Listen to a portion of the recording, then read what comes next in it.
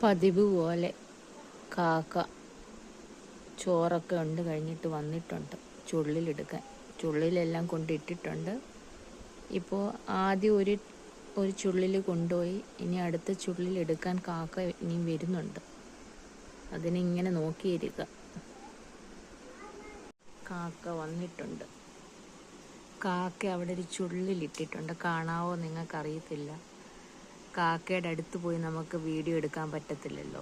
അപ്പം ഞാൻ വേണ്ട കാക്ക വരുന്നുണ്ട്. അവിടെ ഒരു ചെറിയൊരു കമ്പ് കാക്ക നേരത്തെ കൊണ്ടിട്ടിട്ടുണ്ട്. ഇത് കാക്കയുടെ കൂട് കിട്ടുന്ന രണ്ടാമത്തെ ദിവസം കേട്ടോ. ആദ്യത്തെ ദിവസം ഉണ്ട് ഇതൊരു കമ്പല്ല കൊണ്ടുവന്നത്, ഒരു നൂൽക്കമ്പി ഇത് കാക്ക കൊണ്ടുവന്നത് കേട്ടോ. ആദ്യത്തെ ഇതൊരു നൂൽക്കമ്പി എങ്ങാണ്ടൊന്ന് കൊണ്ടുവന്ന് ഇവിടെ മുറ്റത്ത് കൊണ്ടിടും. മുറ്റത്ത് കൊണ്ടിട്ടിട്ട് എനിക്ക് തോന്നുന്ന കാക്ക കൂട് കെട്ടുമ്പം ആദ്യം അടിവശം കമ്പികൾ വെച്ച് അത് സ്ട്രോങ് ആക്കും. എന്നിട്ടാ